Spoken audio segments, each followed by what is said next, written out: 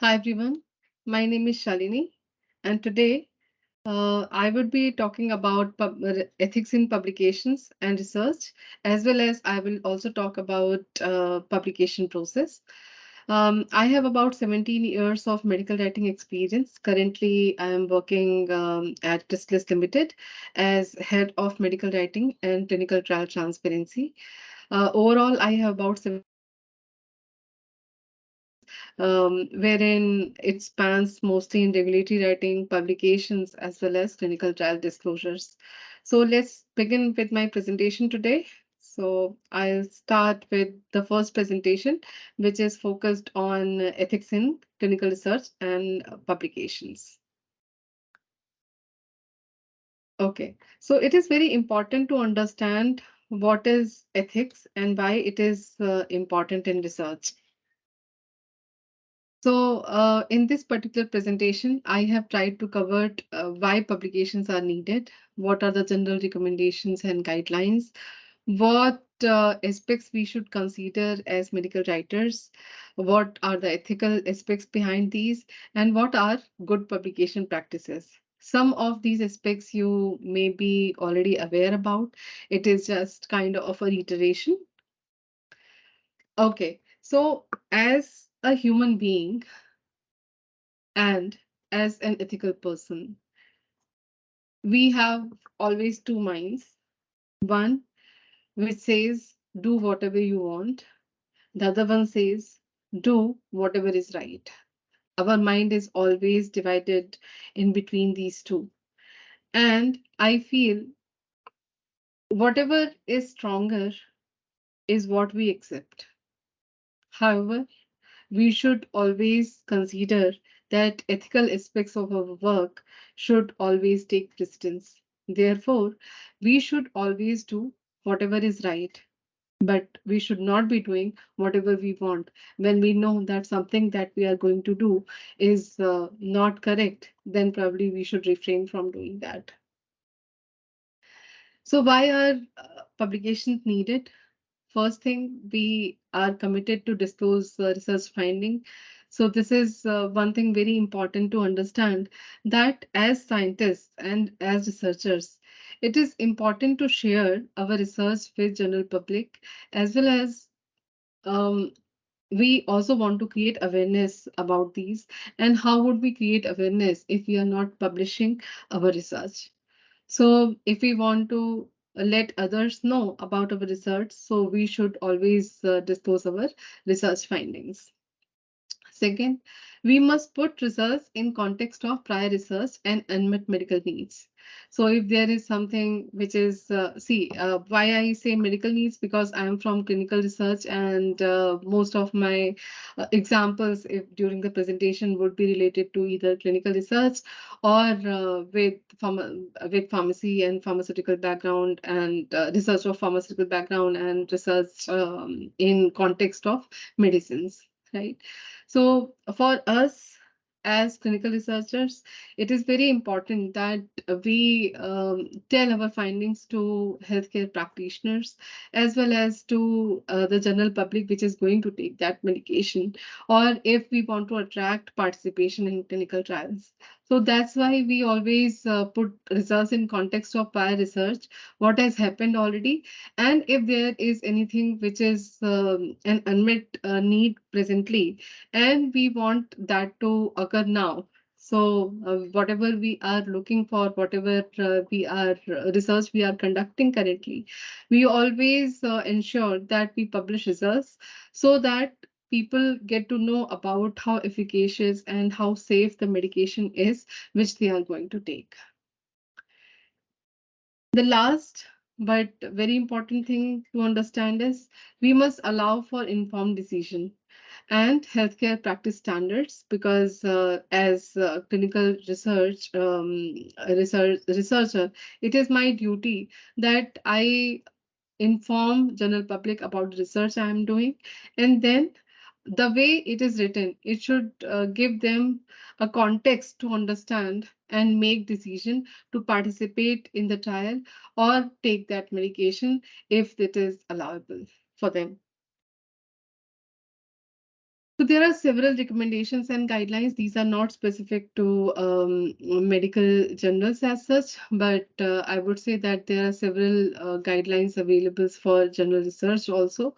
ICMJ is one of the most important organization which is helping those who are into medical writing or those who are writers to help them understand that how should we conduct the research, and apart from that, how should we report the research.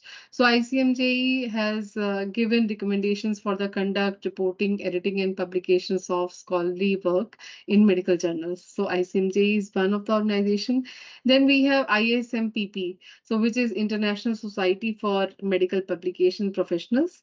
So they have they also have published good publication practices for communicating company-sponsored medical research. And then there is another organization which is known as Equator Network. So it enhances the quality and transparency of health research. So Equator Network also has provided several guidelines and checklists which are useful if we are writing for any of the journals related to medical research. So when we start our publication, so I'll just tell you briefly about the process. First, we would go for selection of the authors. Then we take agreement from authors that whether they want to be the author for this particular manuscript that we are considering or not. Then we would have the access to data. We would be giving access to data all to all those who would be the author on this. Definitely, they would already be having the access to that, but still, we would like to give them access to the data so that everybody is on the same platform. That what tables, figures, and information we are considering for publications. This is known to everyone. Then the next step is journal selection. So we would be going for journal selection. We have to look for the journal which would be most suitable for our research. Then we would go for understanding the disclosures requirements, acknowledgements, and transparency requirement of that journal. So we would be talking about those with the authors, and then we would ask them to disclose if they have any conflict of interest, right? So if there would be any professional who would be supporting us, so we would be acknowledging them. If we have taken inputs from any subject matter expert related to our research, so we would also be talking to them and we would be acknowledging them as well. We should also consider the transparency requirement that apart from conflict of interest or anything else, if there is anything specific that is needed by the journal, so that is also very, very important. So we should be considering that too. Finally, we would be preparing our publication. Now, apart from that, one very important aspect is the data availability, and then what budget we have. There are several journals which now consider a publication fee. So that is important. So whether our sponsor, we have any sponsor who are allowing us to get that budget, that's very important aspect. Then contract with publication project management agency if we are considering that we are seeking any professional help from any project management agency or publication agency. So that's very important to understand. And then timing of posting of result summary. So if there is any requirement as per our SOPs, as per our standard internal processes, that by when, after conducting research, by when we should be publishing our results, that is very important to understand. Coming to requirements of guidelines, just think if we do not have any guidelines, then what would we do? So it's always better to have certain best practices which should be followed by all authors involved, as well as the other thing important about requirement of guidelines is that it sets a standard so that everybody can follow it. Because of this, we are able to develop unbiased data-driven publications which allow for complete transparency. So data as well as authorship and contributors. So I would be coming to authorship and contributors later, because there are certain people involved in the writing process who can be considered as authors of the manuscripts, and then there would be certain individuals who would be considered as contributors. Both have slightly different definitions and roles, but both are important to be ascertained accordingly, right? In addition to that, these guidelines and requirements, these also allow for documents that all activities are of highest standard, right? Transparency requirements, that if there is any specific registry that needs to be followed. For us who are in clinical research, definitely for us registries are important, and before conducting the research we have to register our protocols. Once we have registered our protocol, after that, once we have our research has been completed, within 12 months of that we have to post our results too. So posting of full protocols and study reports are very important, and that allows for more public scrutiny. So the viewers can be healthcare practitioners, general public, patient population, patient groups, NGOs, and many others. So transparency in research is very, very important. Along with transparency, we should be accountable for what we are writing, what results we are providing. We should not be hiding any results. Um, there can be negative results as well while we have conducted a research. So it should be fine, because we do not know when we are conducting the research that whether all the results we have would be positive. So there would be negative results as well. So in terms of having full transparency or disclosing our results fully, it is very important that we disclose our negative results too. Then public scrutiny is very important. There had been accusation of hiding data on pharmaceutical companies quite a lot before 2007, but gradually from 2007 onwards, regulatory authorities as well as pharmaceutical companies and organizations, they have made significant efforts towards this particular area. And now, in general, most of the pharma companies, they are very, very transparent in disclosing their results. There had been certain mandates by regulatory authorities as well that pharma companies should report and register their protocol, disclose their protocol, how they conducted the trials, as well as what results they have obtained after completion of the research. So there had been certain organizations. So I'll just tell you: American Medical Writers Association, Vancouver's group that was formed in 1978, later became ICMJE. So currently, in the previous slide, I had already shown what ICMJE is. So this group was formed in 1978. Then in 1982, European Association of Scientific Editors, EASE, was formed. In 1989, EMWA is formed. So they also published several articles on writing related stuff. And then in 2005, International Society of Medical Publication Professionals, this was formed. So ISMPP has certain certifications as well. So those who want to get involved with professional writing and all, and especially publications, so they can take those certifications, and this would be very useful for them. There had been several milestones in publication guidelines, especially from 1979, and then this is continuing. I would not say that in 2017 GPP3 has been published. After that, there has not been any new efforts. There had been several efforts towards further guidelines as well. So in 1979, uniform requirements of manuscripts submitted to biomedical journals was started. 1997, COPE was formed, which is known as Committee of Publication Ethics. There, they also recommended certain revision to ICMJ guideline requirements, and that was this in 1997. ICMJ, they revised their guidelines. And then 2003, first GPP. GPP is Good Publication Practices. So first GPP guideline was released. Recommendation of group authorship published by Council of Scientific Editors, CSE, was formed. And then in 2003, ICMJ again revised their guidance.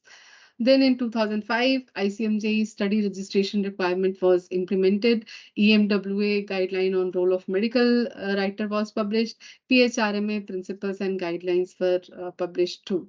In 2010, Joint Position of Pharmaceutical Manufacturers Association published ISMPP Code of Ethics, revised the ICMJ requirements again. In 2009, GPP2 was published, and ICMJ disclosure form was additionally released. In 2007, FDA Amendment Act signed into law. ICMJ study registration requirement expanded, and TIPPA, International Publication Planning Association, was established. In 2006, Integrity of Scientific Journal Publication white paper published by CSE. So CSE is Council of Scientific Editors, you saw earlier in 2003 bullet.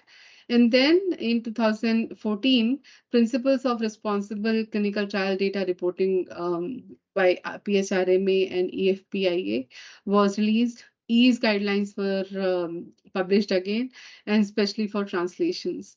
And then GPP3 was kind of published. I would not say exactly published, but GPP3 was released, and it started formulating, the group started formulating GPP3. So I have covered certain GPP3 related slides later. In 2016, NIH new rule, NIH is National Institute of Health by FDA, right? So they released their new rule. And in 2017, updates to ICMJ recommendation were found again. Coming to what should we consider?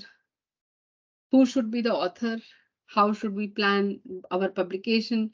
What is the role of sponsor? Sponsor means funder. So from where we get grants, right?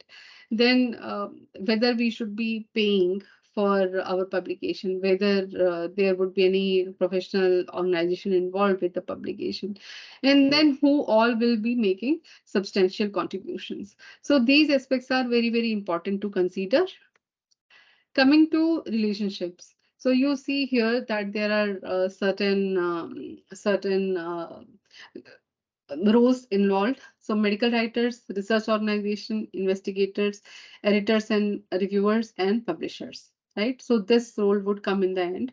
This role would be the person who would be writing the medical manuscript, right? So it starts, there would be a research organization involved. So medical writer and the research organization, whatever objectives research organization will have, medical writer would capture that. Now, the research is being conducted by an investigator, right? So the way you are conducting your lab research, so some of you are having the role of investigator, and you are a writer as well. So now there are three different roles and three different relationships: medical writer, research organization, as well as investigator. Correct. Then once we have completed our research, we would be submitting it to a journal. So that would be coming when the role of editors and reviewers come to that. You may have heard, and you all may have faced this particular aspect of having published in peer-reviewed journal. So peer review is that somebody else is looking at the aspects of your research and commenting on that. So that would be into picture. So that relationship would be here. And then finally, once everything has happened, they have reviewed your manuscript, you have addressed their comments, it would be submitted to the publisher who would be submitting. So it's not that when we are going to publish, it is a one person's task. There would be several different people involved into that, and everybody has different role to take care of. They would have a certain authority on certain aspects of your trial. So if there would be any comments on your manuscript, so you have to justify those things, correct? That's why this has been included as relationships. Before writing, what aspects we have to consider. So we have to consider ethical guidelines, we have to consider legal requirements, we have to look at industry guidelines, whatever are available there, if there are any specific promotional codes are there, and then general requirements. So it is very, very important to consider all these aspects. We need to have certain commitments to follow. So what commitments we should have? Authorship and acknowledgements. So we have to either take care of ICMJ criteria or journal specific guidelines. So generally, I have seen currently that all the journals that are there, they follow ICMJ criteria. Right. Along with that, we will also have others involved in that.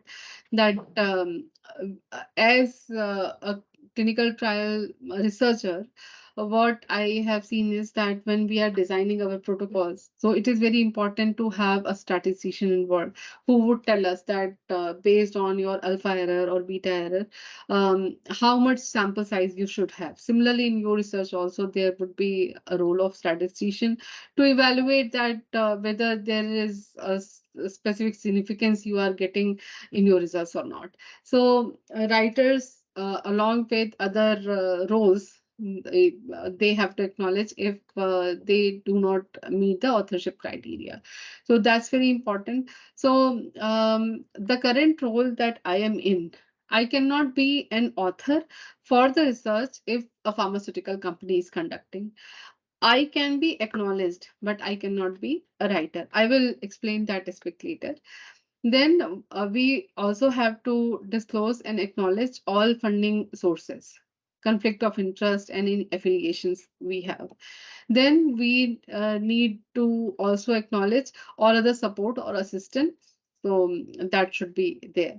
And then we have to disclose um, the role of the sponsor. Sponsor may be your funder, or the sponsor may be your research institution as well. So they have to disclose their involvement in both research and development of publication. That means if they are funding or they are reviewing, and encourage external authors to fully disclose all relevant competing interests. So there may be certain authors who may be on the honorarium of two different institutions. So they need to disclose if there is any kind of conflict of interest. So that should be there. And when another very important commitment is the content, that it would be accurate and well balanced. If there is any post hoc analysis conducted, so these would be described as well. If anyone would require any kind of protocol and amendment, so we have to disclose that as well. From clinical research perspective, it is very important to include adverse events and relevant safety informations. So that should also be disclosed properly. That should also be written properly. Who can be an author in the publication? So this is a very relevant question. Many of you might be having this. Sometimes we feel that head of the institution would be one of the author in any of the publication that the organization is making, but that's not true. So ICMJ has given different criteria, which are somebody who has substantial contributions to the concept or conception or design of the work, or the acquisition, analysis, or interpretation of data for the work, or somebody who has drafted the work or revised it critically for important intellectual content, or if they have given final approval of the version to be published. That means they have reviewed and they agree with the finding. So if the head of the institution would be an author, so they will have to have a role of final approval, that they agree with the results. Then agreement to be accountable for all aspects of the work in ensuring that questions related to accuracy or integrity of any part. So if somebody who is part of that and has fulfills all these four roles, that person can be the author, right?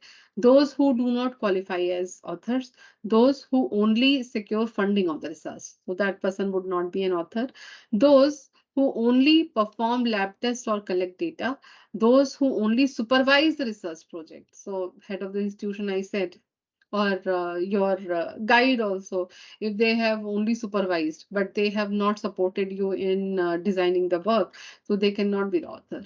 Those who provide writing assistance, so like I just gave my example that because I write manuscripts for pharma companies, but I am not the one who designed the work actually, correct? So I cannot be the author then. Some concerns. What justifies authorship?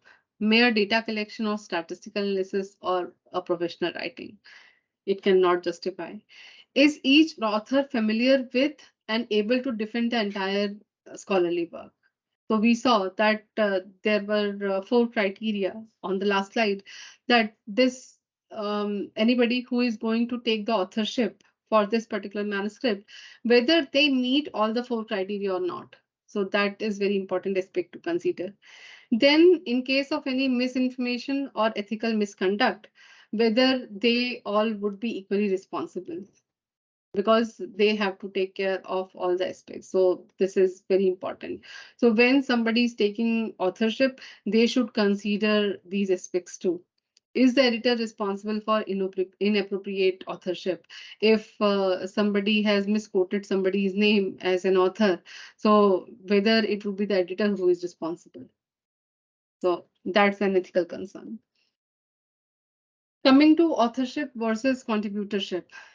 So that means if you are not clear about authorship, then in that case, you need to consider contributorship, whether you are contributing in any aspects of the research. So in that case, you can be a contributor, right? So generally, all of us may be contributor in some aspect of the research, either in terms of writing or in terms of any other activity within the research. However, if I am paid for certain aspect of my research or certain aspect of the work that I'm doing, in that case, I cannot take even the contributorship. So neither authorship nor contributorship, because everything that has been given to me, I'm going to work on that. Certain other ethical concerns are ghost authorship. So authors who made substantive contribution to the design, execution, revision meet the ICMG criteria, but not listed as co-authors. Then their names are not there. Then authors, editors who are not listed in the acknowledgement, that is in case of editorials, reviews, rarely original papers. So if somebody's name is not there, those would be ghost authors. Gift authors. So there is another aspect with another thing which is known as gift authorship as well. So authors who do not meet the ICMJ criteria but listed as co-authors.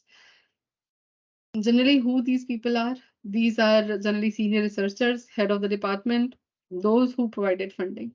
So we need to see whether we are going to have ghost authors or whether there are certain gift authorships that we are making. So all these are ethically wrong. So we should not be following these. Then ICMJ recommendations has certain aspects related to conflict of interest too. When primary interests such as patients' welfare or the validity of research may be influenced by a secondary interest such as financial gains. So that is a conflict of interest. Financial relationships such as employment, consultancy, stock ownership or options, honoraria, patents or paid expert testimony. So in those cases also there can be a conflict of interest. Personal relationships or rivalries, academic competitions and intellectual beliefs. So these are conflict of interest as well.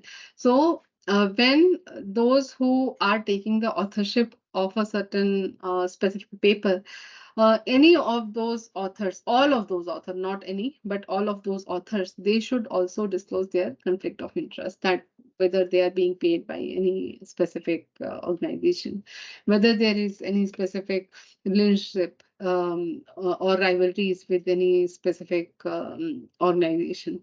So these, I mean, they do not have to disclose the rivalries, but definitely they should not be part of the research then. Then COPE standards. So COPE we understood earlier that it advises the editors and publishers on all aspects of publication ethics to handle cases of research and publication misconduct. What should we do if there are changes in authorship? What should we do if you suspect any kind of ghost, guest, or gift authorship? So this is generally for the editors. So what should editors do in that case? If a reviewer suspects undisclosed conflict of interest in a submitted manuscript, if they suspect any ethical problem with the submitted manuscript, suspect a reviewer has appropriated an author's idea or data, if there has been any redundant publications, or if there is any plagiarism or any fabricated data. So in all those cases, editors should be aware of that these are misconducts and they should keep a check on that. Then they also have created code of conduct and best practice guidelines for general editors. Coming to good publication practices. So there are certain practices which have been released by the organization. So what these are, that reporting should be in a complete, accurate, balanced, transparent, and timely manner. Reporting and publication processes should follow appropriate laws. Ethical guidelines or originality and avoiding redundancy should be followed. So many times you may have seen that one outcome measure may be published somewhere else and one outcome measure of the research would be published somewhere else. So it is not complete. So there can be certain aspects. If there had been a follow-up data which you want to publish later, that is still fine. But if your results are not complete in any manner, they should be avoided. Then publication planning and development should be collaboration amongst all persons involved. The rights, roles, the requirements, and responsibilities of all contributors should be confirmed. All authors should have access to relevant aggregated study data and other information. All authors should take responsibilities. So these aspects are very important in considering the authors who would be there.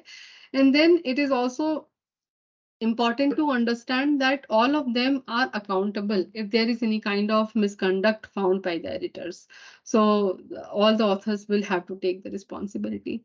Then authors list and contributors statement should accurately reflect all substantial intellectual contribution. So yes, this is another aspect, that in a particular paper there would be someone who have designed it, somebody who has drafted it for specific things.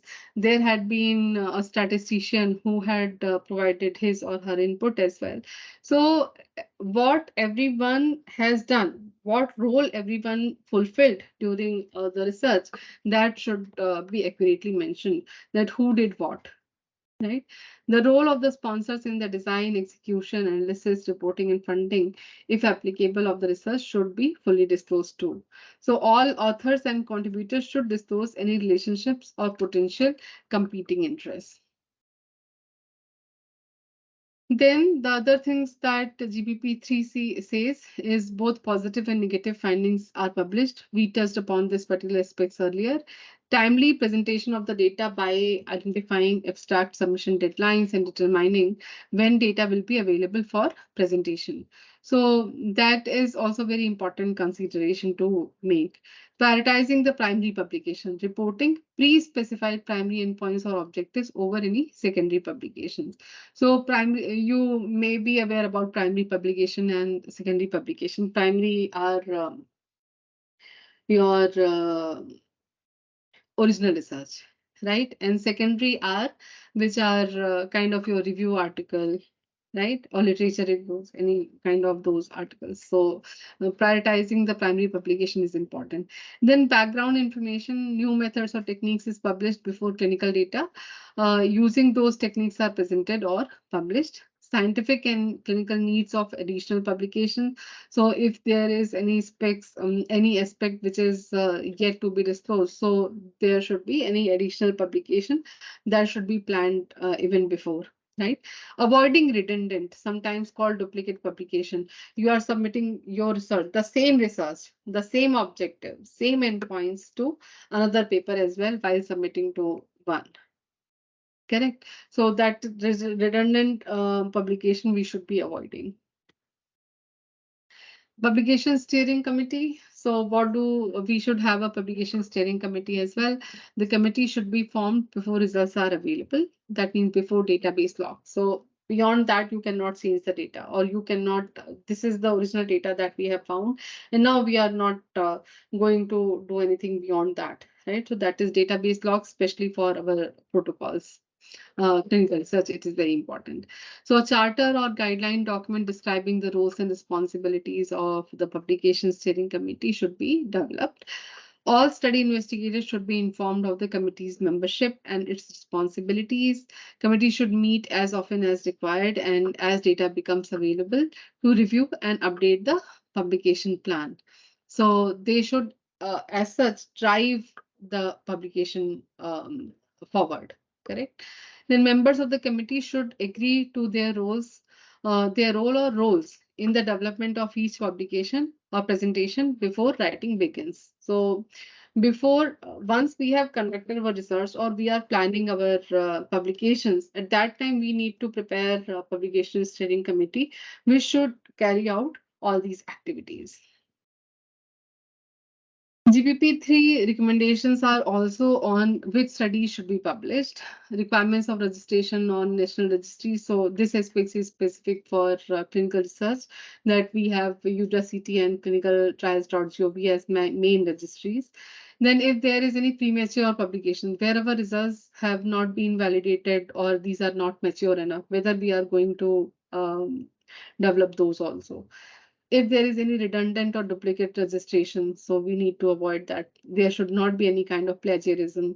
How we are maintaining documentation, just in case there would be anything from the editor, or if there is an audit. So we need to have all the documentation in place, that if there would be any question from the editor, how we are going to answer that. So we need to have everything accurate in place to answer such questions. Then authors' access to data is very important. If there are any disclosures or data sharing requirements, so that should also be considered. So there are several guidelines. Which guidelines has to be followed? So there has to have one specific standard relevant to your publication. So we have to consider that. We should also review ethical statements, and we should also understand ethics standards that are available and issued by professional organizations. Whenever you encounter a gray area, follow the principle of integrity, completeness, transparency, accountability, responsibility. At least these 5 things I never forget. That if there is anything missing, if there is anything which is not very clear, whether I'll be able to answer if any questions are raised is something I always follow. So these 5 things we should be considering at all points. So I have also given certain differences. So you can go through these differences. These would be important. These are important readings for the aspects I have described in this particular presentation. You can write to me whenever you feel that there is a question. So I will be happy to answer. Thank you so much. It was nice presenting for you all. Thank you. Take care.